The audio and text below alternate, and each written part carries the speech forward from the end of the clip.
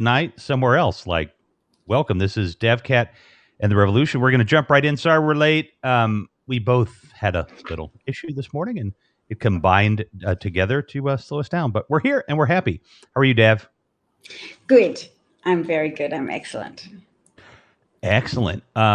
Quick question, because we didn't even talk about what we're going to talk about, but I definitely would like to talk about the whole incident there in Atlanta at some point. Yes. I think we should touch on that. That is a big thing, because you feel it when you're wanting to express happiness about anything else. Apparently, 69% of Americans want perpetrators of the riot, the Capitol attempted sacking, to be prosecuted. Yay. Mm-hmm. People are getting their stimulus checks, millions of people. Yay. But there's this background of, let's not forget about this bubbling bigotry that was purposely cultivated by Trump and his Republican cronies to pull attention away from their malevolence in relation to the COVID pandemic, their malevolent neglect of the American people.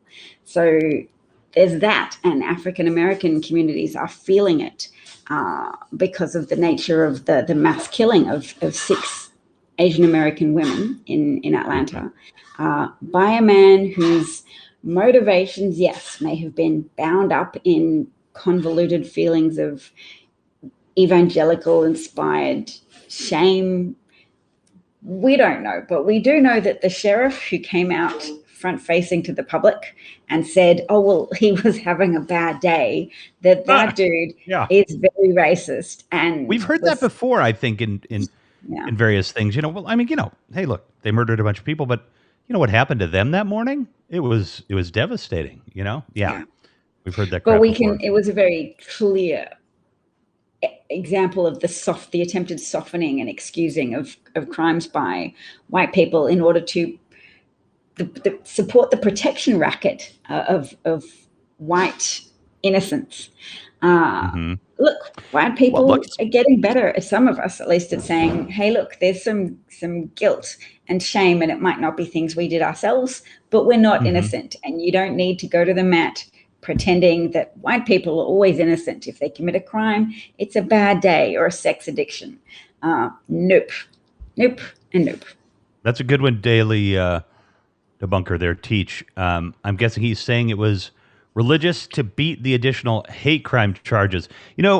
And as a bit of an aside, it's not really an aside. This isn't an aside. The death industry in Black and brown communities in a place like Chicago, we did the math one time, back of the envelope calculation of what it's worth to police salaries, city budgets, the death industry itself, morticians, undertakers, churches, graveyards, cemeteries. Every single person or entity that touches that body after someone's been murdered in Compton or in Inglewood in Chicago or in the Bronx or in Harlem in New York, it's worth billions and billions and billions of dollars. If you stopped those killings, there would be lots of money lost. There's an incentive for those killings to continue, a monetary incentive, and nobody thinks about it that way. So, yeah, that's where we are in America. What a beautiful place. Debunker made a comment that perhaps that whole sex addiction angle was being pushed to avoid hate crime charges, which are longer jail sentences if you're found to have committed a hate crime. But other people have pointed out that directing violence towards people specifically because they're women also constitutes a hate crime. So it might be even more than avoiding hate crime. It might be avoiding besmirching the hallowed name of conservative Christianity or evangelical Christianity and Trump associated sentiments to try and pretend that they're not racist. So even though it probably won't get him out of a hate crime judgment, because you can kill 7 women and 1 man and be found guilty of a hate crime. But yes, I guess it's getting rid of one element of the accusation of a hate crime to try and pretend that you just happened to drive to 3 Asian-owned and operated businesses, driving around all of the other sex industries in that area. Try and pretend it had nothing to do with the fact that was people of Asian background, and that you clearly felt that those people were expendable in your goal to do good, do what you thought was good, either by removing temptation from yourself as a potential sex addict, or just also as someone who was a delegated terrorist under Trump's delegated terrorism model, who fought Trump's enemies for him. And Trump's always stigmatized Asian people as the enemies very exploitatively to redirect conservative attention away from his own misguided actions. Daily Debunker. I mean, I imagine we're looking at life either way, but it's a discussion for deterrence.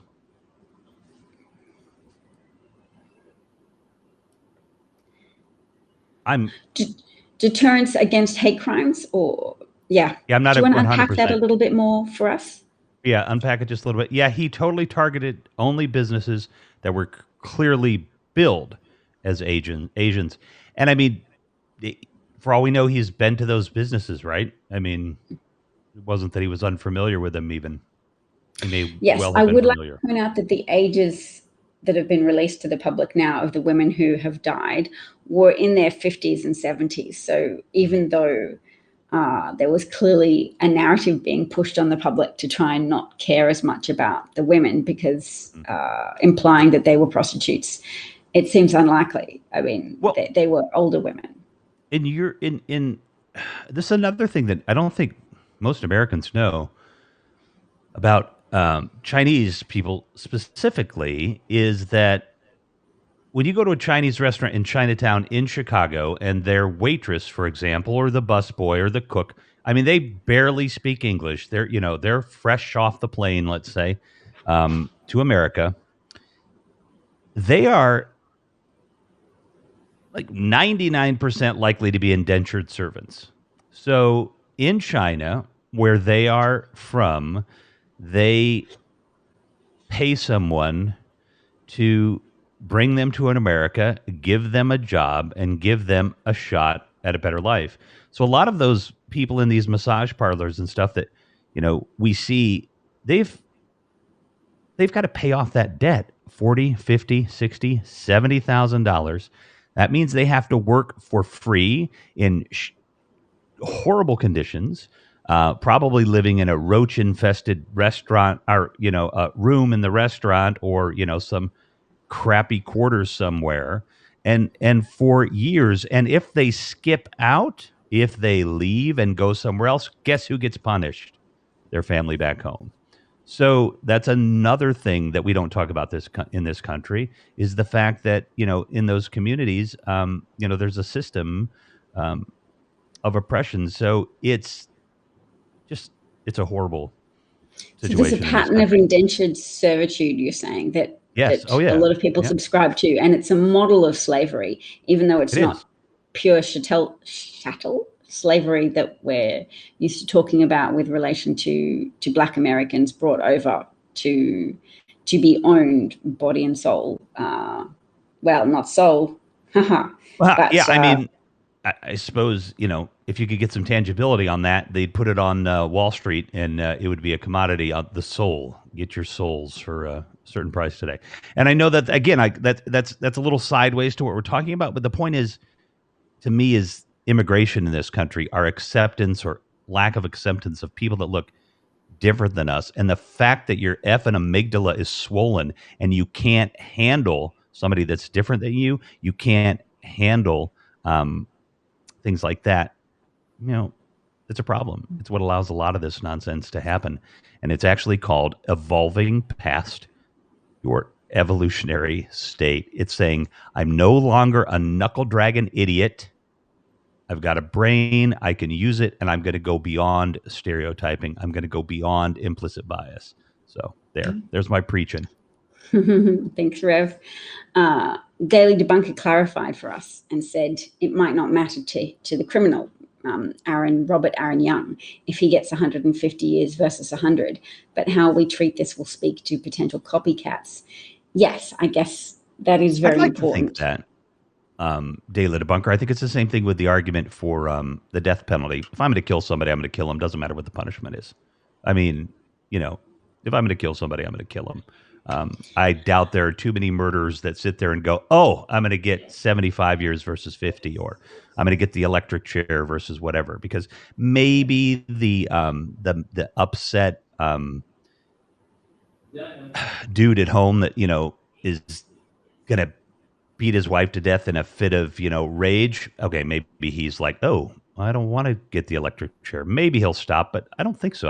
I don't know that has any effect. I don't know what the statistics are. I wonder if it's actually an incentive, that the fact that the death penalty exists in America is maybe like a way that people, that form of suicide of going, well, I don't care anymore. I want to die. So I'm just going to commit crimes so extreme that they'll have to kill me. And that's how people who are operating in an extremely dysfunctional mental state might actually, on some level, think. Yeah, for sure. I like this. This incident could bring much greater scrutiny to trafficking, sex work, labor violations, etc. These shops are everywhere. Agreed, 100%. Hey, Doe, what's up, Doe? Wow, I've seen you a lot today. Doe, do you know, I have so many BFFs now on this platform. Doe's a BFF, and DavKat's a BFF. Doe, Dav, Doe. Say hello. Bob is noting that there's somebody on TikTok claiming that two of the women had the same name, and a woman from China is saying that their name was a term for little chicken, which in turn means prostitute. So that leads me to circle back to something I forgot to say earlier, which is even if the women were prostitutes, we shouldn't allow that to dehumanize them. What does that have to do with getting killed? Yeah. Well, some people care less when they find bald, middle-aged white guy. What does that have to do with if you decide, my job is to pick up trash? What does that have to do with killing me? It's crazy. Prostitutes. It doesn't have anything to do with whether or not people kill you. Yeah, sex work it's real work, folks. It's not. Let's get past that bullshit right there. Yeah. So. Some people organize their pain into compartments, and they say, if I can relate to a victim, then I will care more. And to a degree, we all do that. We have circles of care. There are things we reserve our deepest responses for. But as you say, it's part of our cultural evolution now. We're better people when we can expand those circles of care so that we more perfectly understand that when it affects one, it affects us all, and that relegating other people to outside circles of concern because you can't relate as well to them, whether it be because you can't relate to their profession, or you can't relate to their skin color, or you just have some other excuse for not caring about something, you're not really saving yourself energy. What you're doing is blinding yourself to danger. Because threats from white supremacists, when untended to, amplify and ball up like a snowball until more people die. And I think the death total from COVID is an example of an amplifying threat that got out of hand because people underestimated what a threat Trump was, because he only seemed to be targeting Mexicans initially.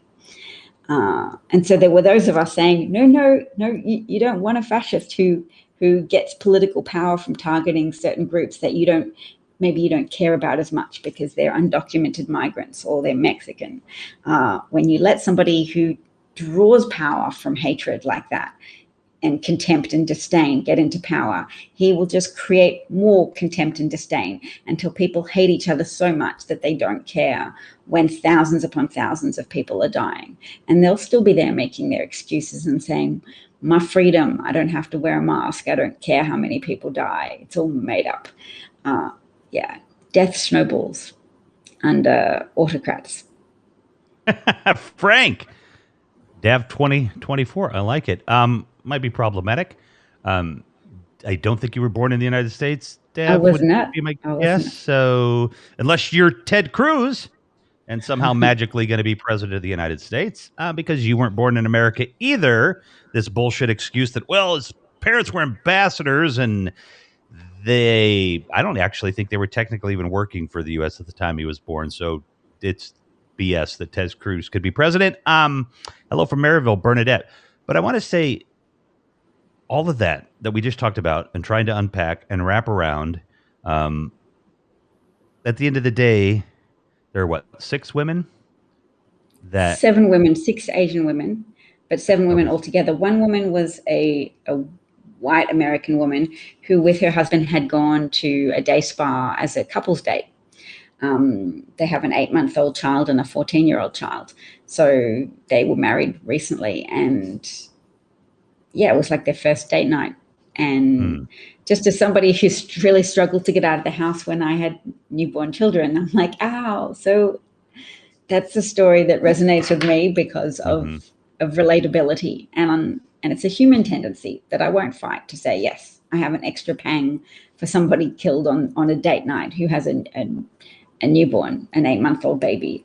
But yes, I also grieve for the women who were just working and just trying to live their lives and did not deserve to be slaughtered by an entitled young white man tormented by his own demons and taught to view other subsets of the society in which he lived as somehow lesser than him, as expendable in his goal of exterminating demons, his own demons, because apparently, according to him, whether or not it's true or whether or not he's just looking to try and hide his racism, that he wanted to eliminate the temptation from of women because he had a sex addiction.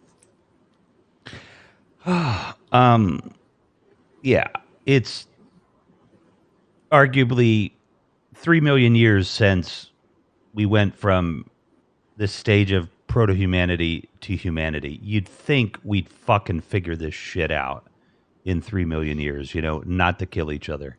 Um, our base instincts, they can't drive us anymore. Not if we're going to go to whatever the next level is. This is why Jewish people always say eternal vigilance is required, because they understand that it's part of humanity that we can't just excise from our nature. We use it and we find it to be necessary. We assume it's necessary because we assume that at some points we're going to have to turn to our base instincts to defend ourselves. That when you send soldiers to fight in war, they have to abandon all of their socialized training to not kill and to not harm others. That there are moments when human aggression and tribalism will lead some people to attack others, and that you have to still have an attachment to your base impulses so that you can marshal up an army to repel invaders and colonizers. And so people will never fully turn their backs on those negative attributes. It's more you have to just maintain awareness of them and how easily they can get out of hand and be abused just for one person's gain. So Well, anybody who wants to obtain power on the back of humanity's more aggressive nihilistic qualities, we are ripe for the plucking, and we must always remember that. well, I'm just thinking like, can't we just breed these assholes out of humanity? Can we just decide to have sex with only nice people or something, for God's sakes? I know that sounds silly, but um, you know, it's just look, We it's are a the fact. assholes as It's a well. fact that conservatives have a different brain. And I know it starts to sound like eugenics and all this scary stuff, but like there's a problem with the conservative mind. There is. It's obvious. We almost fell into fascism. 500,000 people have needlessly died because there's a difference. Um, it's not just. I know Dav's not happy with me here, but I'm walking this through. I'm not this unhappy. is there's I'm formulating my disagreement. well, yeah, formulate your disagreement, but I mean, this is not an unknown fact. This is documented. There are scientific papers on this that this difference. I'm not saying it's a dysfunction. I'm not saying it's better or worse. This difference drives certain people to be scared, to be unaccepting of differences, to now this is me talking, not those things. To hoard guns, to do the stupid things that they do, and you know at what point do you say that that's not acceptable anymore? Not to the point where what? You drag them out of the house yourself? I'm not saying that, but we need to talk about it. It is a slippery slope, though. We need to talk about it. We need to understand that these folks need a different way of education. These folks need to understand things on a level that we understand innately, or we understand because we want to. But our whole education system is wrong. We've got to compensate for 70 million Americans who were willing to destroy the country for their base instincts, for their desires to be perceived to be better. And I'm going to stop. uh, yeah, I wasn't mad at you for No, okay. for I postulating could that. just see you like your You brain could was see my turning. face going, "Oh, I disagree." But those were the cogs in my brain turning to say, I'm more of a neuroplasticity model than you, so I don't say those people are these way. I think there are certain I people know who, those people are this way. It's a horrible thing to say, but who are marinated in various ideas. So I associate those brain conditions, the enlarged amygdala, the additional fear levels. It's a product of various environmental factors. It's not as if they're born that way. When you're born into an environment like that, you're likely to share those characteristics of wanting to hoard guns and to derive a sense of superiority in relation to other people, and to have a simple explanation for life that involves good guys, bad guys. But I've met people who have managed to drag their conscious selves out of that mindset. mm-hmm. So I've interviewed someone who's brought up house only watched Fox, regular church attendees, and he was taught to really hate and fear Democrats. And he went to college really armed with this whole don't listen to them, and the women will be temptresses, and they will try and suck me into their baby killing excuses. And he said women were really patient with him, and he counts them as his saviors for really helping explain things to them and explaining their background with being sexually assaulted, or and just explaining and humanizing gay people to him as well. All of this work that he also had to do himself.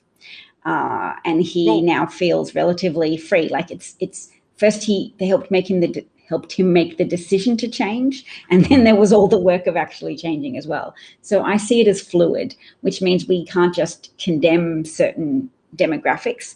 We have to mobilize people around our ideas and show how our ideas are better, and that we still address the concerns of Republicans and conservative leaning people, that we're still interested in the safety of America at a global level, and we're still interested in the prosperity of America. We just have different ways of achieving that, and that a lot of the other ways proposed by Republican politicians are actually fake ways that act as cover stories while they hand out your money to wealthy people. I know I would just slip back to the neuroplasticity thing. I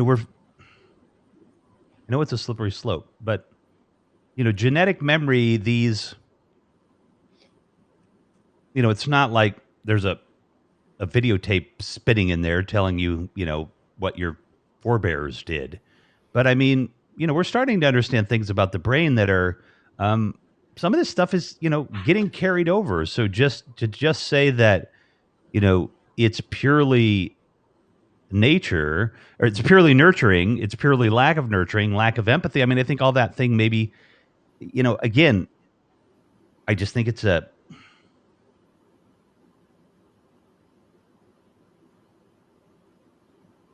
it's a hard road to go down. But I mean, I've read the science, you know what I mean? Like, you know, there are differences, and we have to address those differences wherever they come from, in terms of I personally don't think or really want to waste any effort on the 70 million, 72 million people that voted for Trump the second time.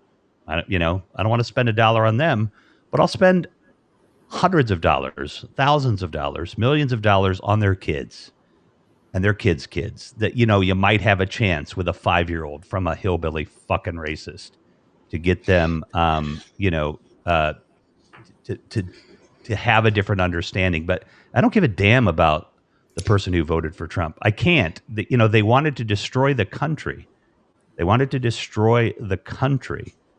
Yeah. And that just can't be acceptable. It can't. Well, 69% of Americans support prosecuting the people who overran the Capitol. So that must include at least some Republicans. Although what portion of the electorate do Only about Republicans 30%. 30%. It doesn't. It actually doesn't. Now, Doesn't have to. Republican, yes, but Trump voters, no. That's actually everybody but a Trump voter. And again, I know I've got a lot of anger in there. And yeah, I probably would be willing to set up, I've heard people say it, re-education camps, right? That's what they say when I start talking about educating people, educating people in a way that will bring them around to sanity. I'm not saying they're re-education camps. I'm saying what needs to be done is on a massive scale. We can't let 70 plus million people run around and do this to us again in 3 years. It Well, can't they were happen. able to do it because they had power. So really, the key to not letting them do it again is to support Stacey Abrams, support community organizers who help mobilize Democrats to vote. Yeah, but when you have a And system, Dab, that is inherently flawed, when you have 2 senators for North Dakota when they should share one with Idaho, South Dakota,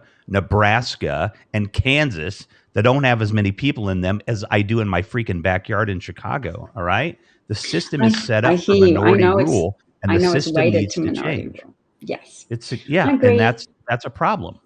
I agree, but if we support Democrats to end the filibuster and to have Puerto Rico and Washington, D.C. given Right, but find a status, Democrat who's got the cojones to do it. they might. Democrats Biden is traditionally talking. have no like inner strength, no fortitude, no ability to stand up against anything. That's the Democratic Party that But I that's been know in my lifetime. I'm sure, but that's been a reflection of um, the voting population still viewed in context of the weighting that your election system gives white voters. So white voters have disproportionate political power, not just because of their numbers, but because of the way elections are organized in the United States for this self-perpetuating minority rule situation. So Democrats have just acted in concert with the political dynamics of the eras that you've lived through. Whereas now, Rev, those political dynamics are changing because a lot of Chuck people have Schumer, seen what Republicans did when they had power. Chuck Nancy Schumer's Pelosi out and there Chuck Schumer advocating have they for they Joe haven't Biden to changed. end student debt. They're still Rubbish, corporate Democrats that rubbish, rubbish, rubbish, rubbish. no. Chuck No. Schumer is still a political animal. Have you not noticed, Rev? You've missed the news headlines. He's been out there advocating for Joe Biden to find a way to exercise his power as president and get rid of $50,000 of student debt for people who have student debt. Is that in line with what you know and expect from Chuck Schumer? Or can No, you concede and I've that heard that, and that's some growth, but you still got Joe Biden who's like rejecting it. So, I mean, just because one guy is out there maybe trying to get reelected again, I'm just saying they're politicians. You know what I mean? Like, yeah, the politicians, they're not he rusted on sees in any. he sees AOC slipping up behind him, to knock him out of power when he should have sat his ass down a long time ago. Oh, ageism now. Now it's ageism because Schumer needs to move on, right? I mean, it's just a really horrible system of governance that should be burned to the ground. Who keeps a constitution for 250 years based on slavery, based on white men being in power? You cannot amend evil out of a document. I don't care how you amend it. You cannot amend evil out of a constitution. You have to start again. Why don't you go and research what happened with the French Revolution when they tried to say things are wrong, let's reform it in versions of ideals by burning the system to the ground. Well, They just got stuck in a I, system of perpetual burning and reburning new series of leaders. yeah, but So it's what's the difference, nihilistic Dab? approaches like yours. What's the difference between burning and reburning and keeping white people in power for 400 years, and it's not going to change. This isn't going to change, not for generations at this rate. It's What are you not. talking about? What are you talking about? We have a female vice president who's black and Well, Asian let's look at American. South Africa. Let's look at South Africa. So the South Africans gave up what? They gave up power. They didn't give up their wealth. They gave up power. Guess who are the most powerful people in South Africa right now? White people with power in money. Political power means nothing if you do not have total power. If they had done it right in South Africa, they'd have booted them out, taken their money, and then they would have all the power. But you can't do that, right? Oh, you don't do that to people. Again, all these things I'm not saying that we do, but Do you we're think you're going fooling to convert ourselves. me to revolution? Is that why this is your name? Because you actually think you can convert people to No, to what accept that burning everything to the ground is a good idea? Because you got to start from scratch. It's pure. It's clean. Burn the money. Burn the privilege. Like what? burn What are you? capitalism. I'm anti-capitalism, Dav. Remember that. Yeah. Capitalism based on what? Feudalism. Feudalism is what? A groovy system for a few people. So is capitalism. It's a groovy system for a few people. That's what it is. Not a good There's system. various manifestations of capitalism all over the world. In some places, it's better regulated. In other places, it's quite poorly regulated. And I think the minoritarian rule in the United States has ensured that regulations Where does it haven't work? served people. Where does capitalism work in the There's world? lots of places where capitalism works. Where? Aren't you like those tech billionaires who would aspire to buying a whole bunch of land in New Zealand so you can settle there where in the world would you ideally want to live if you could move your family to the safest place in the world? Do you think New Zealand is a communist paradise? It's not a utopia, and nowhere in the world No, is a wait a utopia. minute, wait a But minute, wait a it's minute. capitalism. I'm not advocating communists like you're talking about in the Soviet system, or yeah, like if I could move my family anywhere, it probably would be, except it's damn cold, but somewhere up north there where they do socialism way better than anybody else does it. They don't do socialism. They Well, do it's a bunch of white people. I they get it. do regulated capitalism, and it's Yeah, and with but appropriate socialist safety nets. So they're right, fairly but high tax countries, but that's still capitalism, Rev. yeah, but where even in Sweden, like it's very xenophobic, right? There's not a lot of foreigners that come there. Japan, xenophobic, not a lot of foreigners that are allowed acceptance there. New Zealand, very xenophobic, not a lot of acceptance of their own people there. There's no place where they're getting this right, and capitalism is the engine that is driving the chaos and the madness. You know what I mean? Like I don't get people that are pro-capitalist. What good does it do anybody? It's not. When 70%, when 80% of your people are impoverished, like in this country, how is capitalism working? How's it working?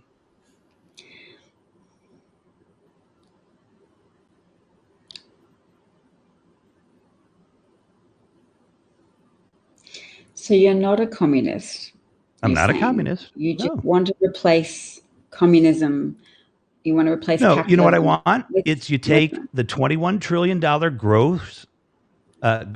gross domestic product, you divide it by however many working age people there are in the country.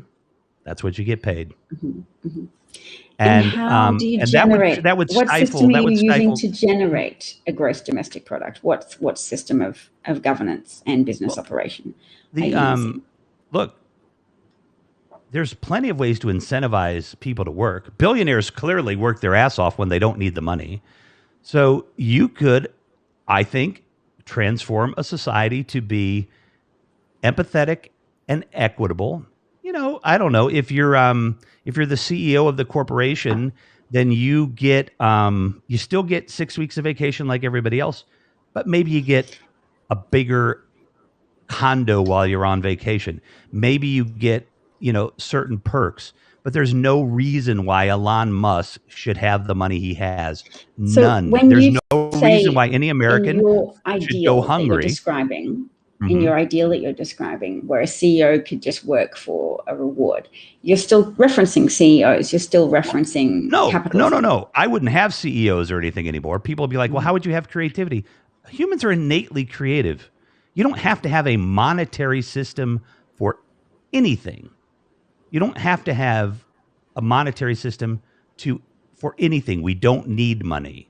We have a system that's based on greed, it's based on power, and it's based on destruction, it's based on oppression, it's based on misogyny, it's based on racism. It's not based, there's nothing good that is capitalism is based on. Capitalism thrives in a fascist country. Do you know how capitalism can work so well in China and can continue to work well in China? Because take a pharmaceutical company like Eli Lilly and they go to China, and in America they bring out a drug and they test it for 10 years. Lots of people start dying. They're like, "Oh, got to take that off the market." Too many deaths. But in China, guess what? You got 1.5 billion people. It kills 500,000 people a year. But we're making money left and right. You keep it on the market. Okay? Capitalism thrives under fascism. It will thrive under fascism in China, and it's doing it. Wouldn't you say that China still has a very strong organizing principle of autocracy that was born from their communist rule that extended for a number of years? Yeah, but they're doing Wouldn't you say really more well that with they've got some capitalism over there. capitalist additions to their essentially communist And I'm saying authoritarian it will rule of continue government? to thrive when American corporations, which they're already doing, are leaving this country and going to the next market, China, and bringing them with them their capitalistic tendencies that will have some degree of freedom with them, right? I mean, this is the whole thing with Hong Kong, right? I mean, listen to Almond Lee on this platform and ask her if she's scared. Um, she's Yeah, but scared. People in Hong you, Kong are yeah, scared. because Um, China is a communist, authoritarian, it's evil. capitalistic government. It's Yes, evil. and having said that, I would also like to say, let's not encourage anybody. I know you're not doing this, but I want to preface all my criticisms of the Chinese government now with It's a not warning being to the people. everybody not to direct any hostility towards Asian people But I just hope I because of haven't because Trump I'm actions. not. You No, know. no. I think what we're doing is very different. I think you can be critical of the Chinese government, but Trump didn't call COVID the Chinese government flu. He called it the Chinese flu because he was hoping to marshal the bigoted energies of his base, knowing that it was just bubbling beneath the surface and they just were happy to have some new candidates to hate because that's what that style of fascistic government does. It tries to appeal to emotion. But Hey, let's go to I the comments think, for a second. But go ahead and yeah, talk, and then we'll go to the comments. Because yeah. Sheldon apparently thinks I'm Jim Jones. Um, and let's see. There was a little bit of a burn it all to the ground vibe in the conversation a No, little bit there is a earlier. burn it all to the ground vibe. Yeah. There is a burn it all to the ground vibe.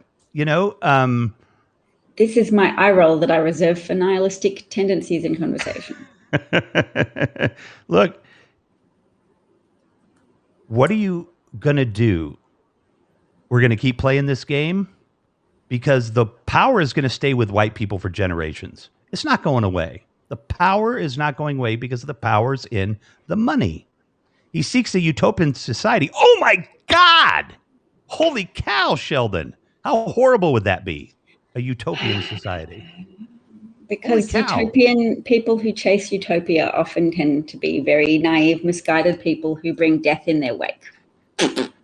Um, the And I'm just pointing you to the mass murder totals of communist societies. of Russia, yeah, but they were Russia, driving China. towards a utopian society. DevCat, they were about power. They weren't about communism. Yeah, They were because assholes that were you about get power. power. You get power when you bring people along behind you to a degree. And communists are able to bring people along behind them who are seduced by the utopian They were idealist logic. narcissistic madmen. That's what they Yeah. were. But the first thing that they did was sell utopian ideals to a population and decry the evils of capitalism. So there's a very well-worn path So from decrying the evils of this. capitalism is going to lead us to death and destruction. When I'm saying burn it down to the ground, I'm not talking about going out there and burning the buildings down. I'm talking about building the systems of power that are evil. I know, That's but what I'm talking about destroying.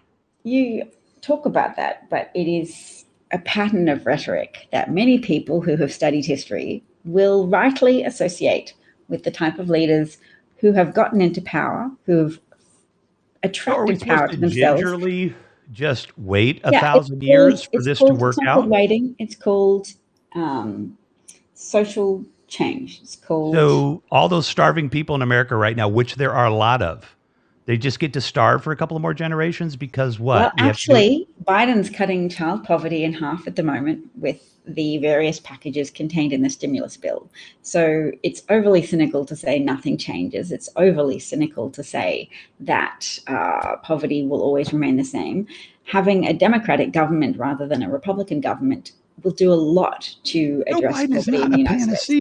Joe Biden is a centrist Democrat who is leaning to the left because he's forced to. You know, Are that's you the only saying reason it's he's not leaning to the really left. saying the improvements to America that will occur because of the $1.9 trillion package to Mhm. help, that's primarily targeted towards people in America who need help? Wait. I no. 1.9 trillion is not going towards helping America. I don't know what percentage of that bill is because I haven't dug through it, but there is a lot of money there that is not going directly to help anybody. It's going It's to help states with vaccination programs. It's going to help schools prepare for I get reopening. that. I get that, It's weighted towards the but I low bet there's a income lot of pork 20%. in there that has nothing to do with COVID, that has nothing to do with Republicans recovering call it governments. pork, but as someone on the left, you should know better. It's What's not that? pork.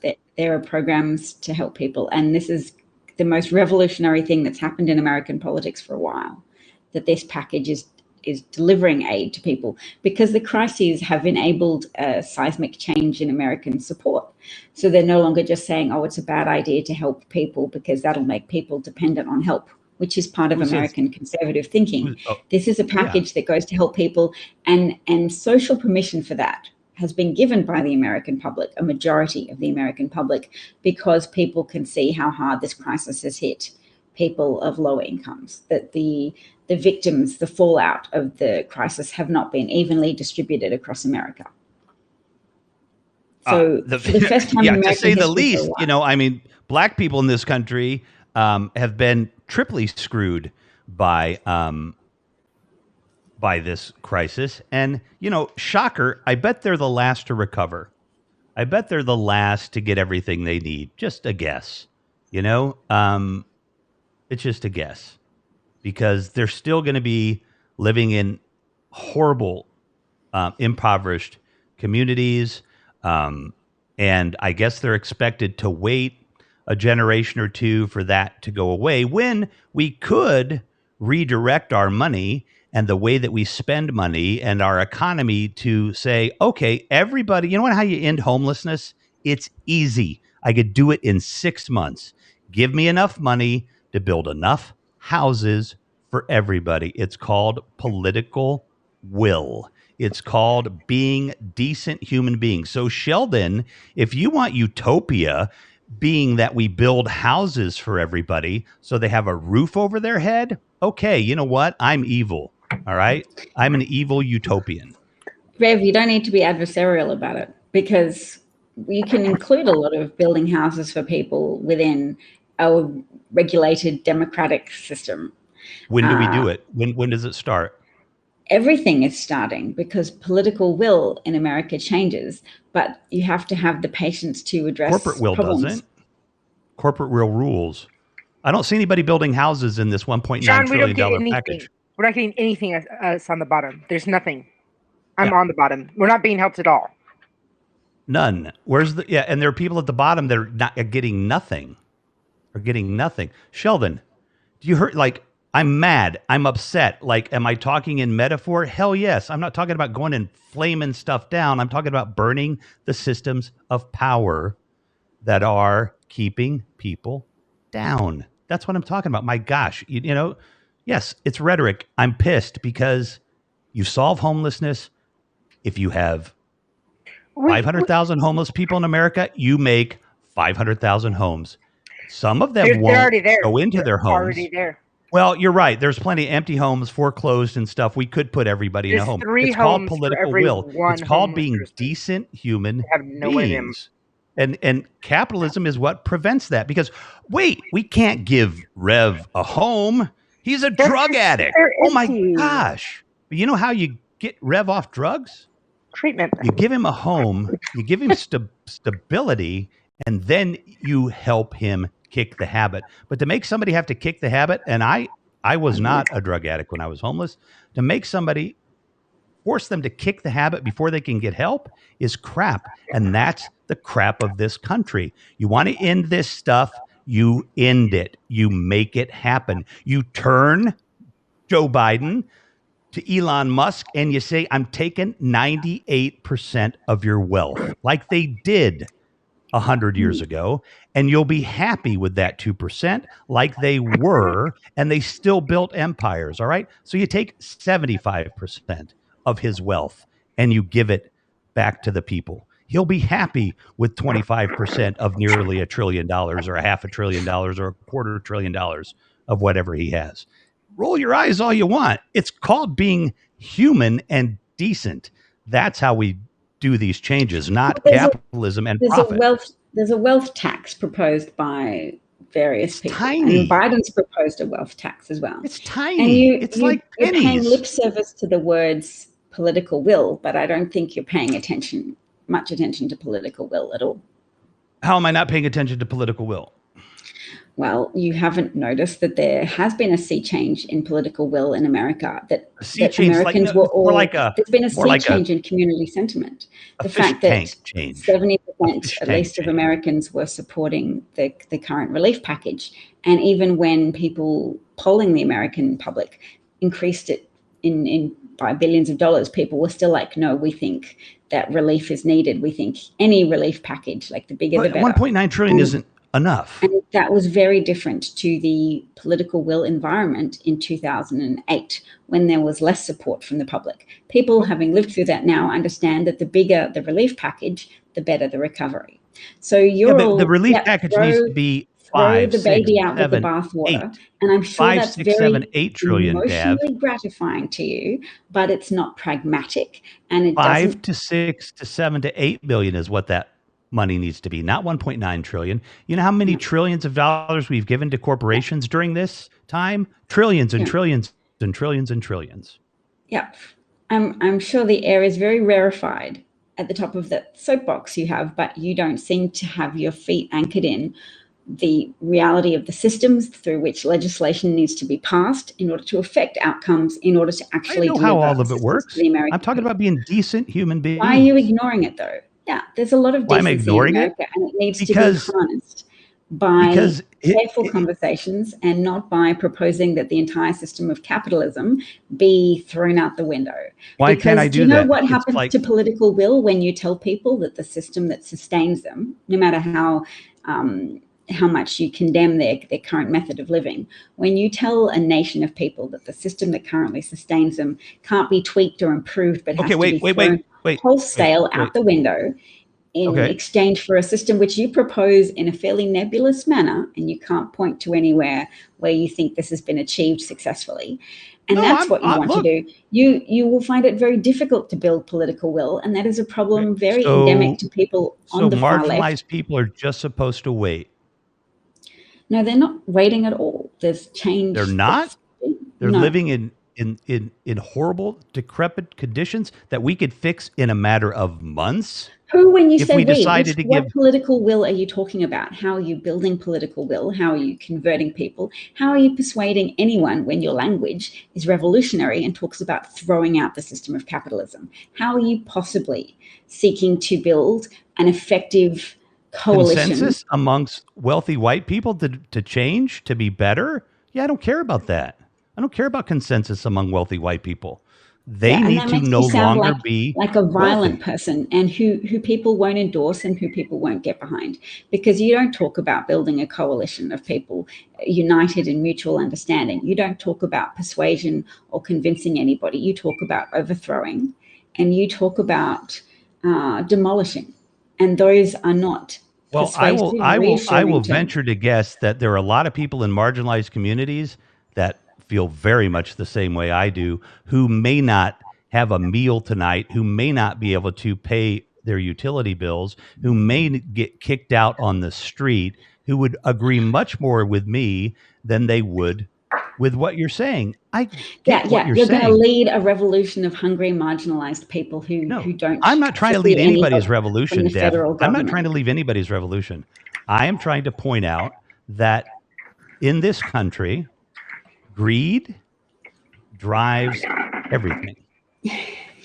You're a freaking windbag who's pontificating without solutions. Now, I'm not, I am not here. Am I here to solve it? Do I have the answers? I'm pointing out that white people control the power and the wealth in this country. They shit on black and brown people every day to maintain that power. Take everything else back that I said. White people control all the money. They shit on everybody else. You guys can fix it. I won't preach about anything. Those are the facts.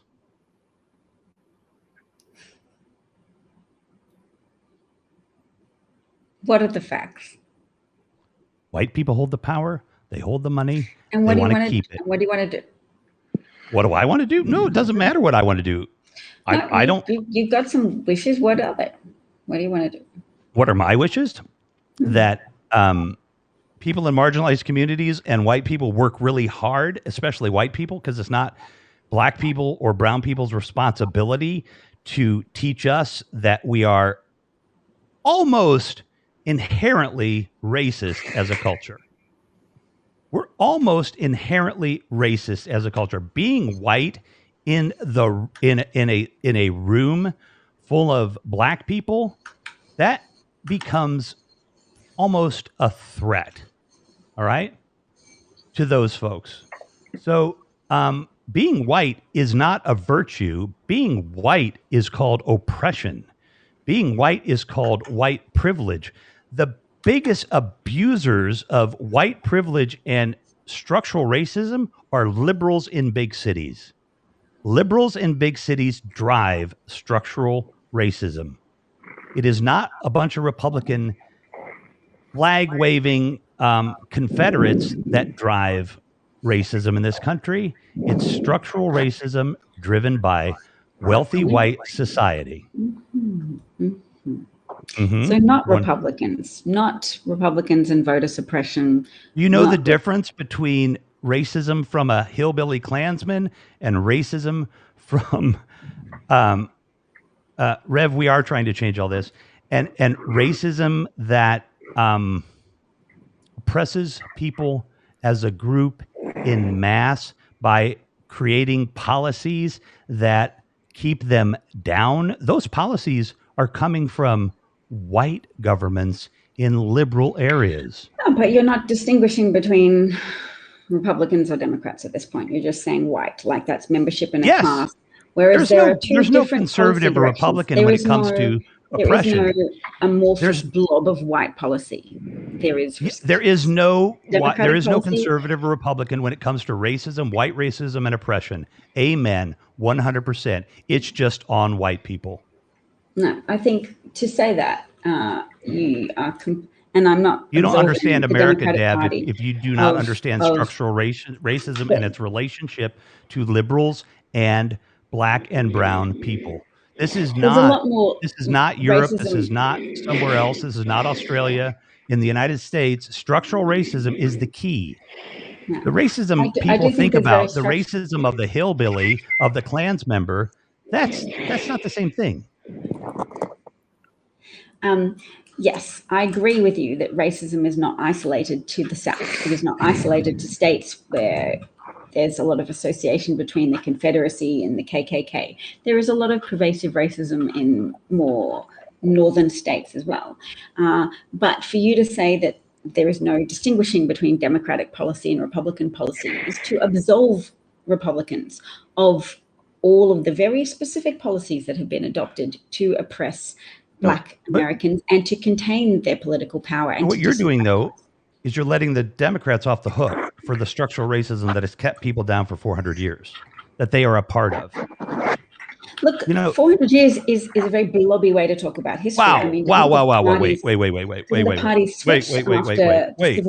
Wait. No, seriously, no. You say that to somebody in Black Lives Matter, that 400 years doesn't matter. Say that to them and watch what happens. I'm Rev. I'm saying the history of the last 400 years is not discretely Republicans and Democrats. There has been a shift in power as to who allied themselves more with Black interests after the Civil Rights Act. Thanks, Frank. The Civil Rights Act, come on. Like, please. No. Yes, after the Civil Rights Act, Republicans consolidated their desire to appeal to you're just falling for the trap that they want you to fall for, which is to divide you between the conservatives and the Democrats. The problem isn't conservatives and Democrats. The problem is white people. We are the oppressor. We are the oppressive group. Oh, I don't run around and have Black people as chattel slaves, so I must not be a part of the problem, okay? It is white culture, white society, white supremacy, and every white liberal who gets it, gets all in a bunch because what, you're calling me racist? Yeah, you're white. You are the problem. You are the people that oppress the non-white people. I don't care if you're conservative or you're a Democrat. That is the problem. That's, in a nutshell, that's the problem. Phil makes an interesting point that, look, the white demographic in America will be a minority demographic. There will be a majority. But the money won't. Minority by 2045. The money won't. No, which is why we're seeing a heavy-duty last gasp power grab, fascism push by white billionaires, with money, who've attempted to cement Republican advantage in the electoral system. Yeah. Well, I mean, seriously, like, don't anybody out there that if you think you can dismiss the oppression of white people as something Republicans do, I mean, like, you're not going to foster any movement among anybody but a bunch of liberal white people who don't think they're the problem.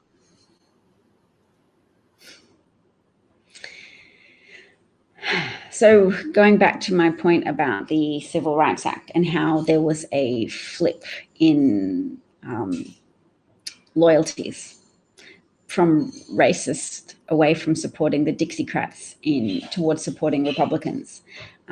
People who have a more of an Old Testament framing of morality and literally feared that if Black people were allowed to vote and had appropriate proportionate access to power, that they would somehow flip the tables on white people and be able to enslave the white population in a reversal of the original chattel slavery model, that those people gravitated towards Republicans and that Nixon cultivated them, that Reagan amplified wealth gaps between. Oh, so you're falling again for this notion of it being about conservatives and Republicans. It's not.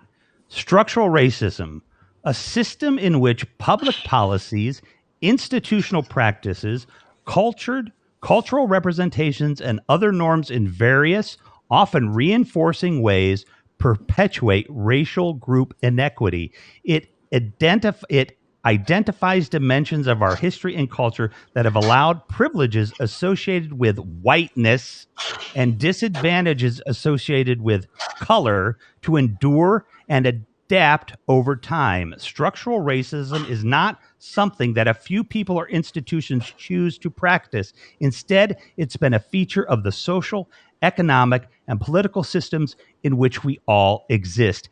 That's the problem. A fucking hillbilly It's with something- his with his flag, that's not the problem. We can solve that problem with education. We can solve that problem with compassion. This structural racism is put in place because of things like capitalism.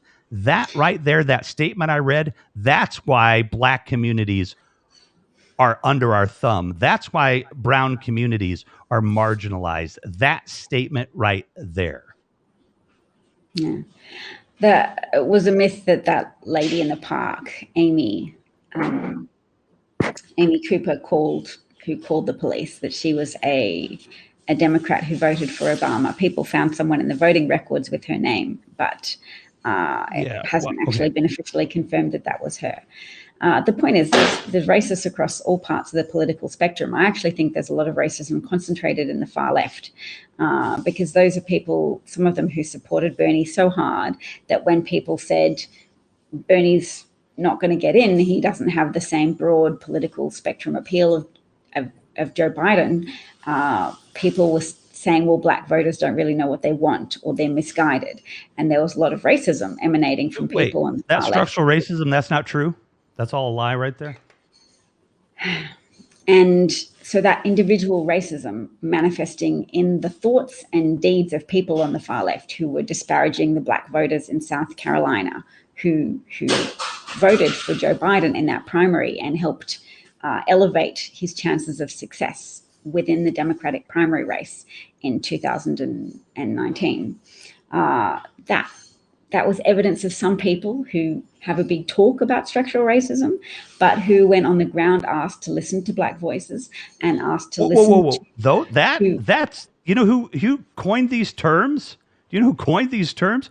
Black people. Seriously, you're eye rolling on structural racism, Dav, and you're coming here. No, Yeah, I'm not eye rolling on structural racism. I actually have a lot of things to say about structural racism, and I've done a lot on my shows to cover ways in which structural racism manifests itself in society, in American society and in other societies. So my eye rolling is reserved for your belittling and badgering rhetoric techniques that you've been employing today in our conversation. Well, my eye rolling is a apologize. passive-aggressive gesture. Nope. As a pushback against your lack of dialogue in this conversation. You can push back because I'm very angry about this because I have these dialogues all the time with white people, and the first thing they say is, "Oh, it's not me. Can't possibly be me. I'm a good white person." So yes, I very much apologize to you because I respect you, but obviously I don't respect you enough, and I didn't act in a respectful way. But when it comes to issues around structural racism and oppression of black and brown people, like that's the work I do. That's the work I'm going to continue to do. And dismissing what makes America. You're from Canada, Paul. You're not in America. You're from Canada, racism, Paul. I love is an you. International problem. Racism and structural racism. There's nothing like structural racism in Canada in the same way in the United States. They do, but it's not the same system. It's like racism in England. If you're from India and you have a business, they don't think of it as an English business. They think of it as an Indian business. Okay, even if you were third generation member of the UK, but you still appear to be someone from Southeast Asia. The racism manifests differently in England than it does in the United States. The structural racism in England manifests differently because the cultures are different. So you can't. Yes, of course it's in Canada, but it is not the same thing. And I really have you dismissing structural racism as the problem here just baffles me because I know You know a lot of things. Shh, for a second. You've been dominating the conversation. Yep. Good. And I'll be quiet. Okay. Your point of view so suggests to me a different version of American exceptionalism, whereby instead of saying America's exceptionally wonderful, you're insisting that America is exceptionally terrible and that other countries don't have similar problems with structural. Oh, they do. I didn't say they didn't. racism. I said it's different. It is different. But you've been dismissing people who don't live in America as not having an understanding of the degree to which structural racism can act as an independently moving cog that operates over and beyond the capacity of an individual racist person. It becomes something embedded in the system so that it doesn't even need an individual to keep it going. Structural racism is something that has inertia, that becomes so massive that it creates a normalcy bias around it that makes people struggle to even perceive it's there because it is just normal. So I understand this. Many of our audience members understand it as well. You are not the sole proprietor of the concept of structural racism, nor were you correctly understanding me when you said I was dismissing that structural racism is a significant factor in how America operates. I'm keep talking. I mean, I'm fine with it. I'm ready to, I was being a bully and I'm going to be quiet and I'm let you continue. I think we probably, I just said something though. Did you listen to it or did you just manage to stop talking for a second? But I do you want to respond to it? I don't agree. I don't agree. That's fine too. Yeah, I don't agree. I don't think someone from the UK or Canada who doesn't live here can even conceptualize what structural racism is like here, who could even conceptualize what racism is by living here. I just can't. I can't conceptualize what it's like in Canada. I can't conceptualize what it's like in Australia. I haven't even on the vacation, I couldn't conceptualize it. I haven't lived within Would you agree culture. that Canada and Australia, we are all products of the British Empire and that Sure. the British Empire originated in Britain and that they may have exported a dynamic? So we may, in fact, be on a continuum where there is diversity, but we still can relate to each other. 100%. 100%. We can relate to each other, but, saying, okay, look, let's break this down, okay? So I have a good friend in England, and they're a conservative. But, they're probably actually more like a center-left American than what we would think of as a conservative in America. So when somebody says, well, I'm a such and such from somewhere else, where Paul says, Rev, I'm a liberal and I'm very aware of systemic racism and the issues that need to be changed. Calling every white person a racist is not only untrue, it's absurd. No, Paul, it's not. Whiteness is a form of oppression. Whiteness, your white skin by itself, is a form of oppression. And most white liberals freak out when you tell them that. They have a cow. I'm a good guy. I have black friends. I know black people. I have a black boss. I can't possibly be racist. Your culture is inherently racist. I'm not yelling. I'm being very calm here. This is the system that is in place in this country. It is designed to keep white people in power. It is designed to oppress people of color. And it is exactly what I said. I think everybody would agree that we are marinated in a culture where there are some states of what is normal. So we're all marinated to think that, or immersed in a culture where some things that we accept as normal are actually built to perpetuate oppression. and to perpetuate systemic advantage for some and systemic disadvantage for others. So I don't think there's any among us who would disagree with you, but that's because we're not people in high office as well. So we're not worried about the political implications of alienating those white people who haven't yet recognized that we all exist on a continuum of racism. And that racism isn't the sole prerogative of white people either. I mean, white people are not the only people who have colonized others. There's just a strong history of very successful white colonization efforts, and people who have colonized others often don't want to let go of what they've won. So whether they do it subtly, whether they do it overtly, there's lots of ways in which people have sought to perpetuate the advantage that they have won for themselves and their ancestors through violent conquest. So violence becomes under the table. There's a lot of what about white privilege? Economic opportunity. Yes. It exists. What about it? Yes. Exists. Did you really think I would be denying that white privilege exists? No, I'm just saying, but it seems like you're being dismissive of the fact that it is this culture of whiteness that is doing the damage.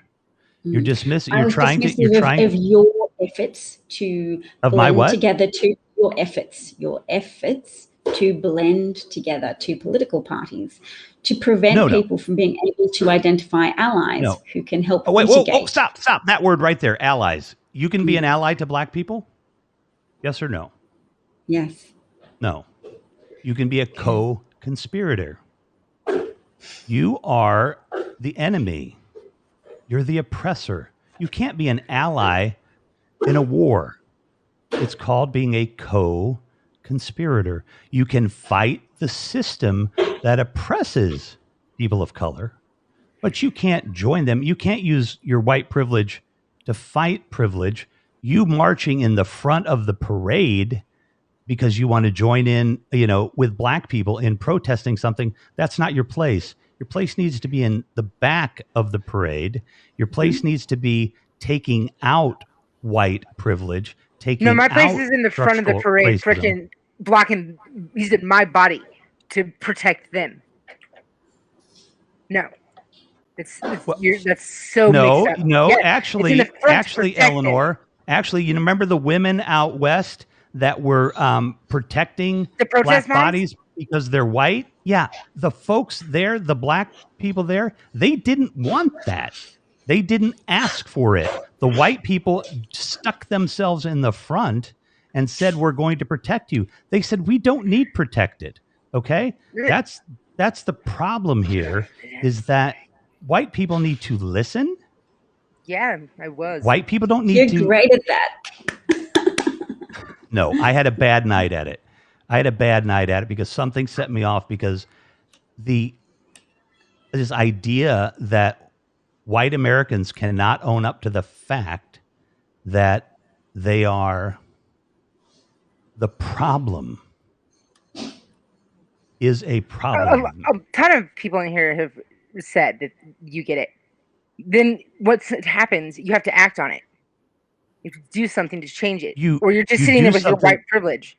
You do something against the privilege and the power, which is what I do. It's the work that we do at the nonprofit that I work for every day. That's the work that we do.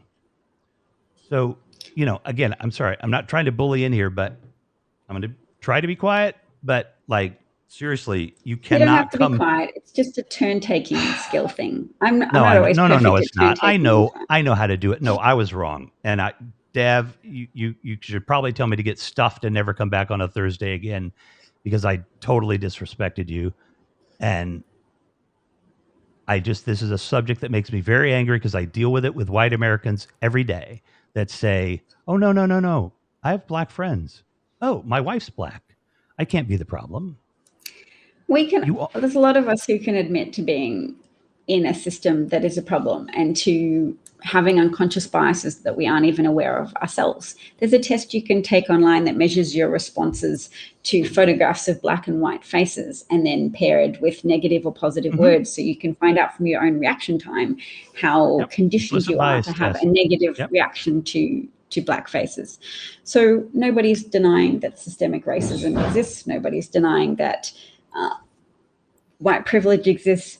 What I am keen for people like yourself to do is to not to not become an obstacle to progress by making assertions like allyship is not a thing, to act as if it's not possible to help advance. Do you know where I got that? Wait, I'll be quiet. That's not, I didn't make that up. I didn't make that up.